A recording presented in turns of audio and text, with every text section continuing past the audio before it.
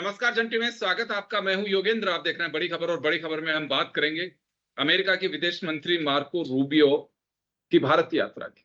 वो पहुंच चुके हैं और प्रधानमंत्री नरेंद्र मोदी से उनकी मुलाकात हुई है। इस दौरे के कई मायने हैं। वो ऐसे वक्त आए हैं कि जब पिछले वीक ही यानी कि इसी वीक मान के चलिए ट्रंप चाइना यात्रा करके गए हैं, जहां लगता है कि कुछ हाथ लगा नहीं उनको, लेकिन भारत के साथ उनके संबंध, हालांकि ये दौरा पहले से प्रस्तावित है क्योंकि क्वाड की मीटिंग भी होनी है 2025 में ये होनी थी, लेकिन किसी कारण से कई तरह की परेशानियां, कई चैलेंजेस बीच में रहे, तो उसके कारण ये बैठक नहीं हो पाई थी। लेकिन क्वाड को लेकर के बहुत गंभीर नहीं थे ट्रंप, लेकिन बदलती परिस्थितियों में अब लगता है कि क्वाड का महत्व तो बढ़ गया है, उनके लिए एक आवश्यकता भी है।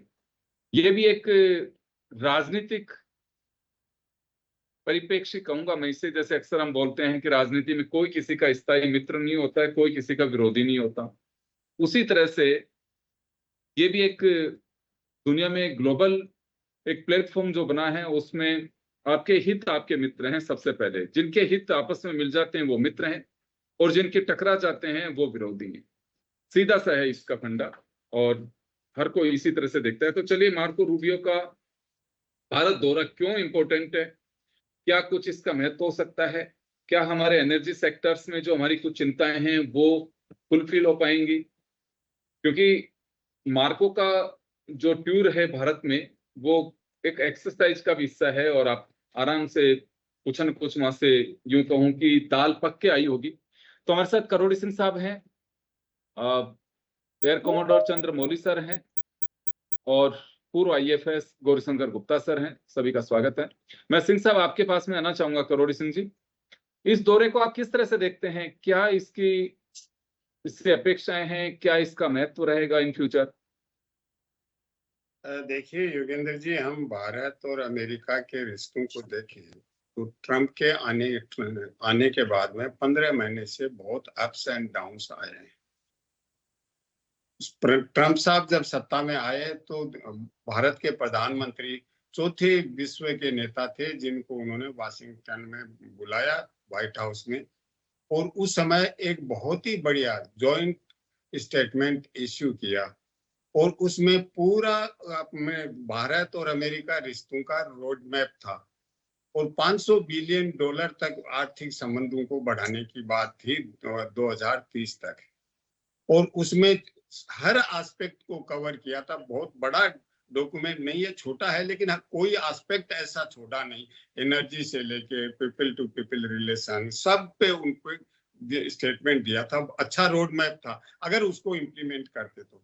फिर उसके बाद नवंबर में India US defence partnership framework पे कुआलालंपुर में साइन हुए, जो आसियान के डिफेंस मिनिस्टर्स की मीटिंग थी। तो वहां अमेरिका के डिफेंस मिनिस्टर जो वार मंत्री हैं हेगसेथ, और हमारे रक्षा मंत्री राजनाथ सिंह जी थे, उन्होंने साइन किए। 2 डॉक्यूमेंट बहुत इंपॉर्टेंट थे, लेकिन इनके ऊपर काम नहीं हुआ। ये रोड मैप तो तय कर लिया, उससे बहुत से कारण थे कि भारत की जो स्ट्रेटेजिक ऑटोनॉमी की नीति थी, या पूरा अमेरिका के सामने समर्पण नहीं करना, हर बात में विरोध करना, जैसे ट्रेड एग्रीमेंट्स डील के लिए भी, तो अमेरिका को पसंद नहीं आया। तो उसके लिए भारत ने भी फिर थोड़ा डिस्टेंस मेंटेन करना शुरू किया, और भारत ने केवल अमेरिका से नहीं, जो 3 सुपर पावर हैं, चाइना, रशिया और अमेरिका, इन तीनों से डिस्टेंस मेंटेन, इनडिफरेंस का एटीट्यूड बना के भारत ने फोकस करना शुरू कर दिया बायलैटरल रिलेशंस पे, छोटे छोटे देशों से रिश्ते बनाने का, और उसमें भी फ्री ट्रेड एग्रीमेंट पे, क्योंकि पिछले 1 साल में भारत ने 6-7 फ्री ट्रेड एग्रीमेंट कर लिए अलग अलग देशों से।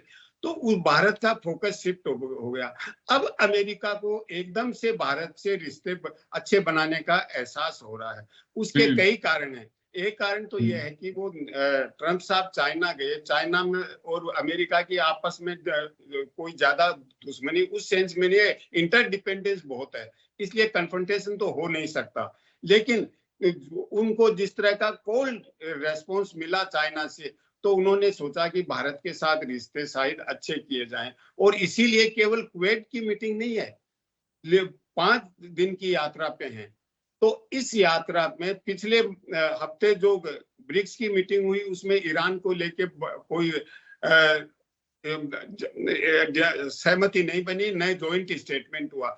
इसमें निश्चित रूप से जॉइंट स्टेटमेंट होगा, लेकिन क्या भारत अपनी स्ट्रेटेजिक ऑटोनॉमी बनाए रखते हुए अमेरिका जिस तरह का ईरान और वेस्ट एशिया को लेके चीजें इंक्लूड करना चाहेगा, क्या भारत कोई रेजिस्टेंस करेगा, या अमेरिका के सामने जैसा अमेरिका कहेगा डिक्टेट करेगा, जो कि आजकल अमेरिका की आदत है, डिक्टेट करते हैं।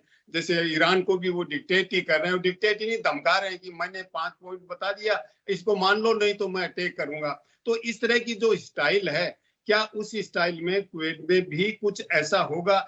तो भारत का क्या दृष्टिकोण होता है? इसके अलावा हो सकता है कि किसी एग्रीमेंट पे भी सिग्नेचर हो। जी योगेंद्र जी, बिल्कुल आप सही कह रहे हैं, क्योंकि 2 चीजें बहुत ही इंपॉर्टेंट है इस वक्त जिन पे चर्चा की जा सकती है। एनर्जी, क्योंकि मुझे जो लगता है कि अमेरिका अपना भंडार नहीं खोलेगा, लेकिन वाया वेनेजुएला वो डील हो सकती है, क्योंकि वेनेजुएला में जो रिजीम है वो अब अमेरिकी रिमोट से चल रही है। तो मुझे लगता है कि वहाँ एक ये हो सकता है। दूसरा, डिफेंस के लिए हमारे लिए काफी महत्वपूर्ण कुछ चीजें हो सकती हैं। हालांकि महत्वपूर्ण तो है, लेकिन जरूरतें जो मेकर्स हैं उनकी भी होती हैं। वो भी देखते हैं कि ऐसे बड़े प्लेटफॉर्म्स मिलें ताकि हमारे हथियार खरीद सके। मैं चंद्रमौली सर का रुख करना चाहूंगा सर। तो डिफेंस पर्पज से रूबियो का ये दौरा कुछ इंपॉर्टेंट हो सकता है, कुछ ऐसे अनेक जरूरतें जो हैं वो पूरी कर सकते हैं, या फिर हमारा जो फोकस है made in India, make in India, उस पर कुछ ये बात बन सकती है। जी हाँ, जय हिंद। अब ये जैसे सिंह साहब ने बताया, ये दौरा पिछले साल होना था, तो उस साल में जो एजेंडा होना था मार्को रूबियो जी का इधर दौरे में, और इस साल जब आए हैं इसका एजेंडा आप समझ लो 180 डिग्री अपोजिट हो गया है। क्योंकि जब उस टाइम अगर आते तो बायलैटरल रिलेशन के लिए आते अमेरिका, और इसका क्वाड के लिए आते, और अपना जो भी नॉर्मल रूटीन में जो होता है। लेकिन अब देखो आप, उसके बाद में हमारे ऊपर टैरिफ लगा दिए अमेरिका ने, हमारे इंजन जो तेजस के लिए आने थे उसमें रोक लगा दी उन्होंने, और इस तरह से होते होते और ये खाड़ी का युद्ध हो गया। अब उसके बाद में चाइना के विजिट के बाद में अब आ रहे हैं, तो उनका एजेंडा टोटली चेंज हो गया है। और जैसा कि भी को पैनलिस्ट ने बताया हुआ है कि चाइना ने कोल्ड शोल्डर जब दिखा दिया भारत को, तो ट्रम्प का ये कहना है कि भी अब जब तुम जा ही रहे हो, मैं जहां से जाके पिछले हफ्ते आया हूं, अब इसको तुम ट्विस्ट करो ताकि भारत का जज्बा थोड़ा सा दिखे। तो अब मैं क्या कहता हूं कि भारत इस साल के अंदर, जब से हमारे को ट्रम्प ने जो लगाया टैरिफ का धमकी दी है, रशियन क्रूड उसके ऊपर हमारे ऊपर पता नहीं वो लगा रखा उसने कि हम वहां से लोगे तो हम ये कर देंगे। तो वो दादागिरी हम क्यों एक्सेप्ट करें, हम यही पता नहीं है। हमको रशिया रूबल में देते हैं, और बायलैटरल इंडियन रुपीस में भी उससे हम खरीद सकते हैं क्रूड, बिकॉज रशिया हर तरह से एग्री हो जाता है। फिर भी हमारे ऊपर वो दबाव बना के रखा हुआ है। तो अब जित तक की डिफेंस का सवाल है, हमारे तेजस के जो इंजन है, हम एक्चुअली डील करके फंस गए। अमेरिका से कभी भी हमने कोई भी चीज खरीदी हुई है, आगे जाके अटक जाते हैं। हमने उनसे C-130 विमान खरीदे हुए, C-17 खरीदे हुए ग्लोब मास्टर, तो इस तरह से अपेची खरीदे हुए हेलीकॉप्टर्स, तो जो भी खरीदते हैं आगे जाकर के वो दादागिरी करते ही करता है। जैसा भी बताया, ईरान के ऊपर दादागिरी कर रहा है वो। तो हमारी रशिया की डील हमेशा अच्छी रहती है, फ्रांस से अच्छी चल रही है हमारी डील, इजराइल से अच्छी चलती है, लेकिन अमेरिका। सो अब जब ये आए हैं, तो जैसा बताया है कि ये चीन के दबाव के चलते हुए इस एरिया में अपना वर्चस्व बढ़ाने के लिए और इंडियन ओशन के अंदर थोड़ी सी अपनी ताकत दिखाने के लिए शायद भारत को एक इंपॉर्टेंट चीज बता सकते हैं। क्यों, आज के अखबार में मैंने पढ़ा कि बांग्लादेश के 2 पोर्ट उन्होंने दे दिया अमेरिका को कि भाई आपके जहाज पार्क कर लो यहाँ पे, मतलब मिलिट्री जहाज नेवी के। अगर बांग्लादेश के 2 पोर्ट आज के अखबार में जैसे है, अगर वहां पे अगर आर्मी उसकी नेवी अगर आगे खड़ी जाती है अमेरिका की, तो हम तो हार गए। हम दादागिरी करना चाहते हैं, कंट्रोल करना चाहते हैं मलक्का स्टेट के लिए अपने अंडमान में बैठ करके, ये तो और भी अंदर घुस के बैठ गया, बे ऑफ बंगाल इनका हो गया। दो वहां खड़े करेंगे, 2 पोर्ट के अंदर 4 जहाज खड़े करेंगे, 40 जहाज बे ऑफ बंगाल में घूम रहे होंगे, वहां जा रहे हैं जी, वहां आ रहे हैं जी। तो ये एक हमारे तरफ दबाव की बात है। तो अमेरिका आकर के शायद कोई प्रस्ताव रखे, भैया तुम हमको पार्किंग के लिए कोचिन पोर्ट दे दो, या इधर हमको ऐसा कर दो, शायद इस तरह की बात वो करना चाहेगा। और इकोनॉमिक की बात तो हो ही जाएगी, पर मिलिट्री के लिए शायद इस तरह के हमारे को प्रपोजल दे, कोई इधर से उधर जाते हैं, हमको लैंडिंग की परमिशन दे दो, हम थोड़ा मिलिट्री थोड़ा सा वर्चस्व बढ़ाएंगे। भारत करेगा नहीं, क्यों, हम झुकेंगे नहीं किसी तरह से, इस तरह से जिस तरह पाकिस्तान बेच दे देता है, बांग्लादेश ने भी दिए हुए, शायद हम नहीं करेंगे जी। बिल्कुल, तो क्योंकि मीटिंग होगी, अब उसका मजमून क्या रहता है वो सामने आएगा, लेकिन ये माना जा रहा है एनर्जी और डिफेंस डील पे जरूर चर्चा हो सकती है, क्योंकि होवित्जर तोप हैं, ड्रोन्स हैं, या फिर जो फाइटर जेट्स और उनके इंजन, उनकी बात है। अब देखिए कि क्या कुछ होता है, लेकिन हाँ, एक मजमून या एजेंडा जो है उसमें ये माने जा सकते हैं, क्योंकि एक अपेक्षित यात्रा जो थी काफी डिले रही है। ये 2025 में ही आना था इनको, लेकिन अभी टाइम निकल गया। और मैं कहूंगा कि पिछले दिनों जो थोड़ा सा एक संबंधों में असंतुलन रहा, वो भी एक बड़ा कारण रहा। तो चलिए, गौरीशंकर गुप्ता साहब हमारे साथ में। सर, आपको कैसा लगता है ये जो दौरा रहेगा, ये कुछ रहेगा, इससे कुछ जूस निकल पाएगा? नमस्कार योगेंद्र जी, नमस्कार हमारे दोनों को पैनलिस्ट को। सर, देखिए, अमेरिका और भारत के संबंध बहुआयामी हैं। उनमें बहुत सी चीजें इन्वॉल्व हैं। हमारा बहुत बड़ा डायस्पोरा वहां रहता है। हमारा ट्रेड 115-120 बिलियन डॉलर के आसपास है। हमारा टेक्नोलॉजी कोलेबोरेशन कई सेक्टर्स में है। स्पेस में हमारा कोलेबोरेशन है। हमारा डिफेंस सेक्टर में काफी कोलेबोरेशन है। अमेरिका एक काफी बड़ा इन्वेस्टर है इंडिया में। तो ये इसको नजरअंदाज नहीं कर सकते। इसके साथ अमेरिका जो है ना, प्लो हॉट प्लो कोल्ड की नीति अडॉप्ट करता रहता है। कभी कभी वो भारत को बड़े साथ लेके चलना चाहता है, फिर उसको एक तरफ से अलग कर देता है। और पिछले जो 10-11 महीनों में जो हुई है, पर्टिकुलरली जून 25 में कनाडा में जो G7 का समिट था, जिसमें प्रधानमंत्री जी गए हुए थे, उसके बाद ट्रंप ने उनको वहां बुलाया था, लेकिन प्रधानमंत्री जी नहीं जा पाए थे। उसका कारण होगा, उनको पता होगा। फिर उन्होंने हाशिम मुनीर को वहां बुलाया, उसको व्हाइट हाउस में बुला के लंच खिलाते हैं। उसके बाद वो पाकिस्तान के साथ संबंधों को गहरा करते हैं। उनको पता है कि हाशिम मुनीर पहलगाम की घटना का आर्किटेक्ट था, और पाकिस्तान जो है, जहां भी इंटरनेशनल टेररिज्म होता है वहां उसका फुटप्रिंट मिलता है, उसके साथ बनते रहते हैं। भारत के ऊपर 50% एडिशनल टैरिफ लगा दिया कि आप वहां से, रसिया से क्यों इंपोर्ट कर रहे हो ऑयल को। और किसी देश पे नहीं लगा, सिर्फ भारत को सिंगल आउट किया गया। इसके बाद कुछ वीजा इश्यूज में इन्होंने गड़बड़ी की, जिससे हमारे बच्चे वहां वर्क परमिट नहीं ले सके। तो ये सब चीजें करके इन्होंने एक रिलेशंस को थोड़ा खराब करने की कोशिश की है। तो उसके बाद से हमने भी थोड़ा कोल्ड शोल्डर दिखा दिया इनको। प्रधानमंत्री जी ने ज्यादा उनसे बातचीत भी नहीं की। हमारे कोई वहाँ ऑफिशियल विजिट भी उसके बाद नहीं हुआ।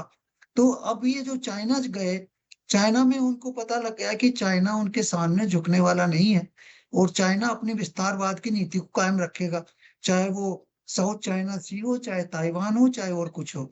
तो उनको अब रियलाइज हो गया कि भारत के साथ उनको अच्छे संबंध बना के रखने ही चाहिए, और ये एक रिक्वायरमेंट भी है टाइम की। हम दोनों बड़े लोकतांत्रिक देश हैं, बड़ी डेमोक्रेसीज है, हमारे व्यूज में काफी सिमिलैरिटीज है, फ्री प्रेस है, तो उस कॉन्स्टिट्यूशनल रूल है। तो इन सबको ध्यान में रखते हुए उनको ये महसूस होना चाहिए कि भारत के साथ अच्छे संबंध बनाना उनके लिए जरूरी है। ये शायद उनको रियलाइज हुआ, शायद, मैं पक्का नहीं कह सकता। अब इनके साथ, रूबियो के साथ एक बड़ा डेलीगेशन आया है, न्यूक्लियर ये बिजनेसमैन। वो चाहते हैं कि हमारा न्यूक्लियर सेक्टर में बहुत बड़ा कोलेबोरेशन हो, और क्योंकि हमने वो शांति बिल पास किया है, उसके बाद से वो अनलिमिटेड लाइबिलिटी जो है उसको हटा दिया गया है।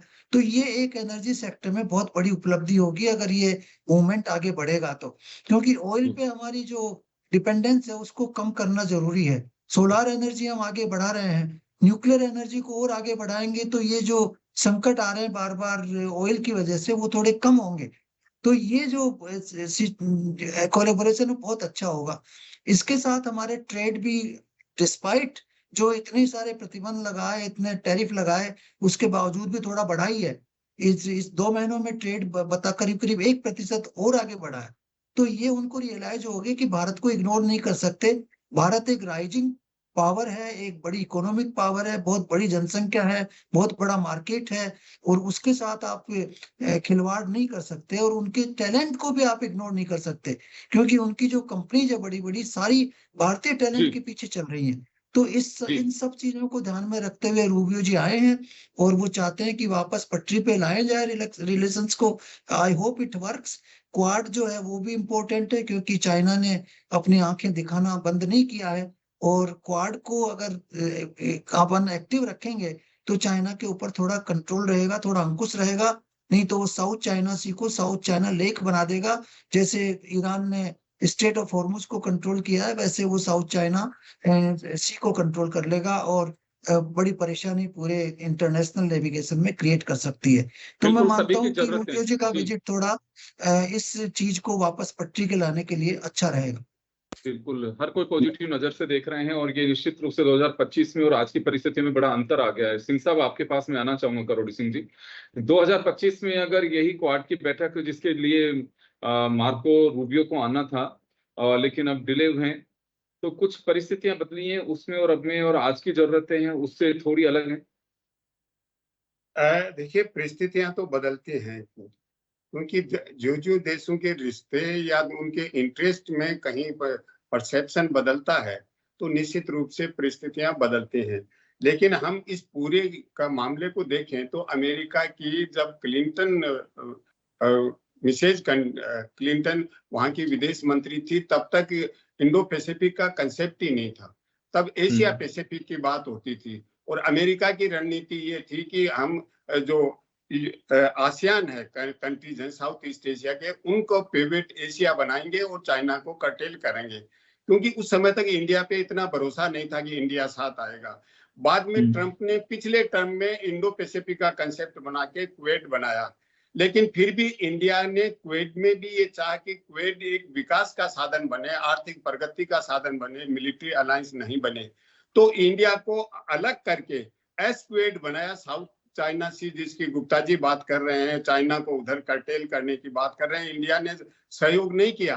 तो एस क्वेड का मतलब हुआ कि ये जो 3 कंट्री थे ये तो थे ही, और फिलीपींस को सम्मिलित किया साउथ चाइना सी के लिए, कि सिक्योरिटी क्वेड के नाम से एस क्वेड बनाया उन्होंने। वो इनफॉर्मल अरेंजमेंट है, लेकिन वो है अरेंजमेंट। तो इंडिया के बारे में अमेरिका को भरोसा नहीं था कि इंडिया अमेरिका के एजेंडा को पूरा करेगा। तो आज अब जो मीटिंग होगी उसमें भी मुझे लगता है कि रूबियो ये प्रयास करेंगे कि इसको एक मिलिट्री अलायंस का रूप दें, और इंडो पैसिफिक में सिक्योरिटी प्रोवाइडर के रूप में क्वेड के जो 4 कंट्री हैं वो तैयार हो। इंडिया उस दिशा में जाएगा नहीं जाएगा, इंडिया की अभी प्रोनाउंस्ड पॉलिसी अलग रही है। दूसरा, अब अमेरिका नजदीक क्यों आया है?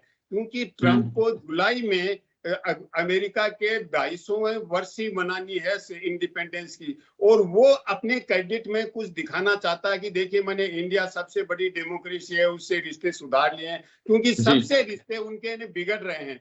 तो उनके पास अपने क्रेडिट में कुछ नहीं है। तो ट्रंप साहब इंडिया को ये मान के चलते हैं कि इंडिया से अगर संबंध सुधर जाए तो मैं इतना तो अमेरिकन जनता को कह दूं कि इतने बड़े देश से हमने रिश्ते सुधारे हैं, जबकि इंडिया अब ज्यादा रुचि नहीं दिखा रहा है अमेरिका में। वो इसलिए नहीं दिखा रहा कि अमेरिका का जो एटीट्यूड है वो अलग तरीके का रहा है। तो अब देखते हैं किस तरीके का आगे बढ़ते हैं। जी बिल्कुल, आप तो साइडलाइन से बात होती है क्वेट में, वो ज्यादा इंपॉर्टेंट होगी। साइडलाइन से हमारे विदेश मंत्री और चले मैं जी बिल्कुल आप सही कह रहे हैं, क्योंकि कुछ परिस्थितियां इसी तरह की हैं। हालांकि ट्रंप जो चाहते थे वो चीजें मिली नहीं। वो चाहते थे कि नोबेल पुरस्कार किसी भी तरह से मुझे मिले, लेकिन वो उनका बैठ नहीं पाया, क्योंकि अब तो खुद इसमें उलझते चले गए हैं। गुप्ता सर, आपके पास में आना चाहूंगा। ये युद्ध और अब की परिस्थितियां, क्वाड, इनको लेकर के कुछ इस पे विशेष चर्चा होगी। देखिए, पहले आपको नोबेल पुरस्कार के बारे में एक शब्द बोल दूं। अभी प्रधानमंत्री जी नॉर्वे और स्वीडन दोनों जाके आए, तो वो नोबेल पुरस्कार की कुछ ना कुछ तैयारियां हो ही जाए। जी नहीं, ऐसा है योगेंद्र जी कि ये मैं एग्री करता हूं कि क्वाड शायद मिलिट्री अलायंस नहीं बने, क्योंकि इंडिया नहीं चाहता है कि मिलिट्री अलायंस का मेंबर बने। लेकिन अल्टीमेटली मेरा व्यू है as a diplomat and as a foreign policy maker in the past कि हमें इसके बारे में सोचना चाहिए। हमें बिना मिलिट्री अलायंस के हमें लोग सीरियसली नहीं लेंगे। अभी देखिए पाकिस्तान ने सऊदी अरेबिया के साथ कॉन्ट्रैक्ट कर लिया, अभी रूमर है कि वो कुवैत के साथ भी साइन कर रहा है। तो ये मिलिट्री अलायंस कुछ हद तक आपको रिस्क लेनी पड़ती है, कुछ हद तक आपको सेक्रीफाइस करना पड़ता है। आप डायरेक्टली उसमें इन्वॉल्व नहीं हो, लेकिन एक इंटरनेशनल इश्यू जब आता है तो कुछ हद तक अपनी शक्ति का प्रदर्शन बहुत जरूरी है। तो मैं सोचता हूँ कि इसके बारे में भारत सरकार को विचार करना चाहिए, और अगर जरूरत हो किसी समय पे बहुत अर्जेंट, जैसे अभी आप देखिए ईरान के इश्यू में, अगर ईरान के इश्यू में स्ट्रेट ऑफ हॉर्मुज नहीं खुलता है और सब देश इकट्ठे होते हैं कि ईरान के ऊपर दबाव दबाए, हमें भी उसमें पार्टिसिपेट करना चाहिए, हमारा हित है। ये इंटरनेशनल वाटरवे है, कोई भी कंट्री इसको कंट्रोल नहीं कर सकता। तो अगर इसको कंट्रोल कर लिया तो फिर साउथ चाइना सी को चाइना कंट्रोल कर लेगा, फिर और कई स्टेट्स हैं वर्ल्ड में, उनको अलग अलग कंट्री मलेशिया और इंडोनेशिया कर लेंगे वो दूसरी स्टेट्स को। तो वो अलाउ हमें नहीं करना चाहिए। ऐसी जरूरत हो तो हमें हमारी मिलिट्री अलायंस के रूप में हमारा सहयोग देना चाहिए। हम दे रहे हैं पायरेट्स को, जैसे अफ्रीका के कुछ देशों के पायरेट्स अटैक कर रहे हैं शिप्स पे, हमने बहुत उनको सहयोग दिया है। तो ये हमें सोचना चाहिए गहराई से कि ये हमारे लिए आवश्यक है, और तभी विदेशी जो लोग हैं, विदेशी जो पावर्स हैं, हमको ज्यादा सीरियसली लेंगी। ये मेरा मानना है। बिल्कुल आप सही कह रहे हैं, क्योंकि अभी जब प्रधानमंत्री नरेंद्र मोदी और रूबियो की मुलाकात हुई, इसका ट्वीट भी एक्स में डाला भी है प्रधानमंत्री ने कि मुलाकात बहुत अच्छी रही, और रूबियो ने भी इस बात को करके कहा कि सुरक्षा, व्यापार और कई मुद्दे ऐसे हैं जिन पर मोदी के साथ में चर्चा करके बड़ी खुशी हुई है। यानी कि एक जो कुछ ना कुछ ऐसी चीजें हैं जिनको लेकर के और बात हुई है। मैं चंद्रमौली सर का रुख करना चाहूंगा। सर, क्या लगता है आपको कि डिफेंस अलायंस में जाना चाहिए अभी इंडिया को? वक्त ऐसा है कि हमें हमारा ये कुछ रिस्क लेनी होगी? देखिए इस विजिट के अंदर, जबकि ये क्वाड के लिए अपना एजेंडा सेट करने आए हैं, तो और जिस तरह से भी बताया गया है कि डिफेंस को क्वाड के अंदर जोड़ेंगे नहीं, बिकॉज पहले नहीं जोड़ा था इसको। ये ज्यादातर इकोनॉमिक है, डिप्लोमेसी है, आपस के रिश्ते हैं, ट्रेड एग्रीमेंट होगा, जिसमें डिफेंस को थोड़ा सा मायना कम रखेंगे, क्योंकि डिफेंस के लिए बाकी ये बायलैटरल डिफेंस, मतलब ऑस्ट्रेलिया, जापान, इनको मतलब हमारे डिफेंस के लिए सबके सामने करने की बजाय मेरे ख्याल से इसको नॉन डिफेंस ही रखा जाएगा, और डिफेंस के लिए कम बैकडोर में थोड़ा सा एग्री कर सकते हैं इसको, मुझे ऐसा लग रहा है। तो ये ज्यादातर इकोनॉमिक और प्रेजेंट सिचुएशन जो हो रखी है इसके हालात के ऊपर करेंगे, और ट्रेड करने, सब जानते हैं इकोनॉमी अगर अच्छी हुई तो हमारा आगे का रिश्ता अच्छा बनेगा, मेरे ख्याल से उसके ऊपर ज्यादा दबाव रहेगा। जी बिल्कुल आप सही कह रहे हैं, क्योंकि पॉलिसी मेकर्स हैं, लेकिन जैसे गुप्ता साहब ने कहा कि भविष्य की कुछ चीजें ऐसी हैं, क्योंकि अब ग्लोबली कई चीजें बदल रही हैं, एक दौर बदल रहा है। मैंने पहले भी कहा कि स्थायी मित्र और विरोधी कौन है, अब आज के दौर में कोई स्थायी नहीं है, स्थायित्व तो किसी चीज का नहीं है। लेकिन हाँ, भविष्य की चिंता और जरूरतों को देखते हुए हमें कुछ कदम तो बढ़ाने होंगे, और रणनीतिकार मुझे लगता है इस पर एक्सरसाइज भी कर रहे होंगे, क्योंकि हम लोग विचार कर रहे हैं तो वो लोग निश्चित रूप से इस पे अपनी कुछ भूमिका बना रहे होंगे। खैर, ये दौरा काफी महत्वपूर्ण कहा जा सकता है, अपेक्षित दौरा था, पहले से डिले है, लेकिन इसका मजमून दो चीजों पे, एक तो द्विपक्षीय वार्ता भारत के साथ में भी इनकी है, और दूसरा क्वाड को के लिए जो रूबियो आए हैं वो भी एक इम्पोर्टेंट पहलू होगा इसका। फिर रिजल्ट क्या आएगा सामने और भविष्य की क्या जरूरतें पूरी होंगी, देखने वाली बात होगी। सभी का बहुत बहुत शुक्रिया। बड़ी खबर में इतना ही, दीजिए इजाजत, नमस्कार।